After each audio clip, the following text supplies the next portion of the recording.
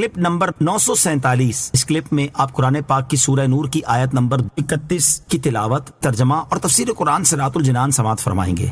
بسم اللہ الرحمن الرحیم۔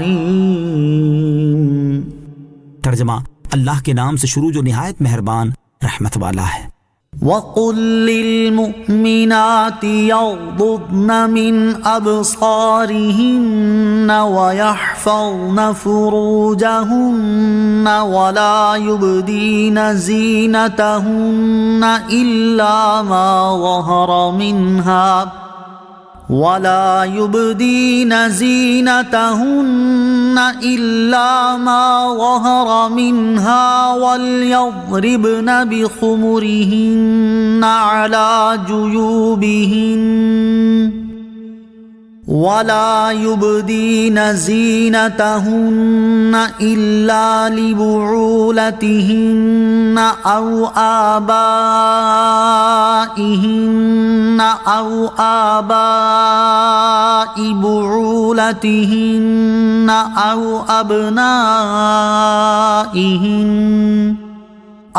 أبنائهن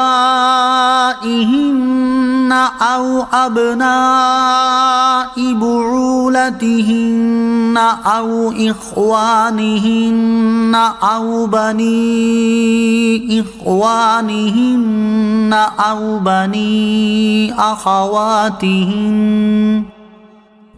بني أخواتهن أو نسائهن أو ما ملكت أيمانهن أو التابعين غير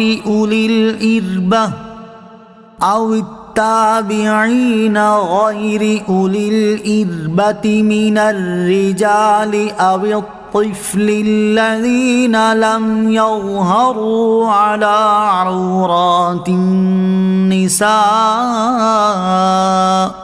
ولا يضربن بأرجلهن ليعلم ما يخفين من زينتهن وتوبوا إلى الله جميعا أيها المؤمنون لعلكم تفلحون۔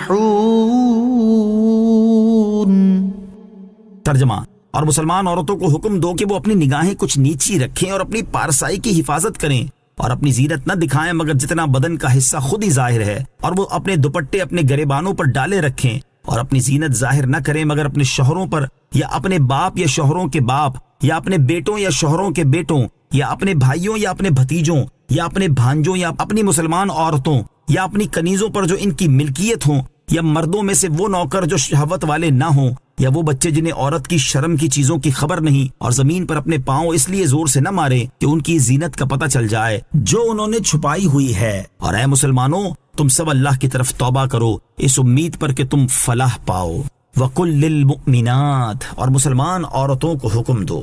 آیت کے اس حصے میں مسلمان عورتوں کو حکم دیا گیا ہے کہ وہ اپنی نگاہیں کچھ نیچی رکھیں اور غیر مردوں کو نہ دیکھیں۔ حضرت ام سلمہ رضی اللہ تعالی عنہا فرماتی ہیں کہ میں اور حضرت میمونہ رضی اللہ تعالی عنہا بارگاہ رسالت صلی اللہ تعالی علیہ وسلم میں حاضر تھی۔ اسی وقت حضرت ابن ام مکتوم رضی اللہ تعالی عنہ حاضر ہوئے۔ حضور اقدس علیہ السلام نے ہمیں پردے کا حکم فرمایا تو میں نے عرض کی وہ تو نابینا ہے، ہمیں دیکھ اور پہچان نہیں سکتے۔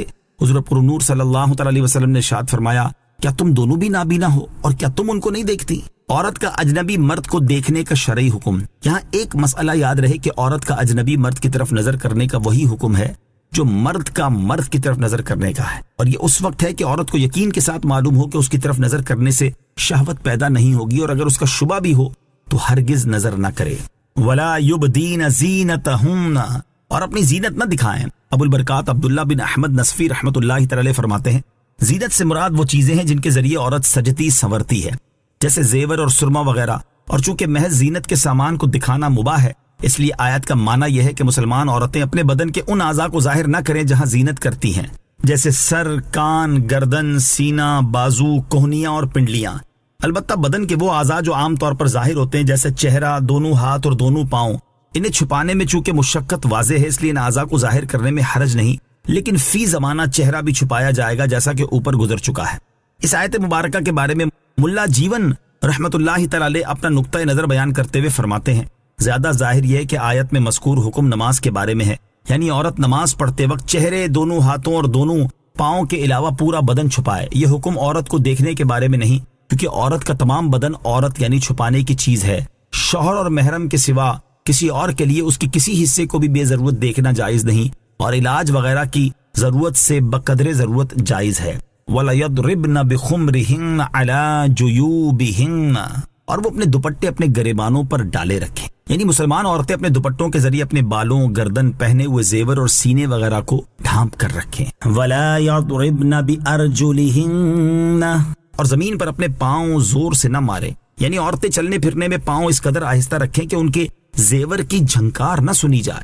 इसीलिए चाहिए कि औरतें बजने वाले झांझन न पहने।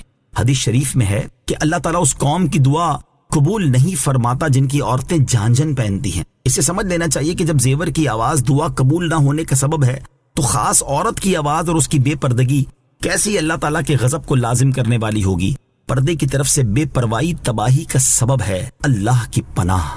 सल्लु अलल हबीब सल्लल्लाहु तआला अला मुहम्मद सल्लल्लाहु तआला अलैहि वसल्लम। मुझे अपनी और सारी दुनिया की लोगों की इस्लाह की कोशिश करनी है इंशाअल्लाह अज़्ज़ा व जल।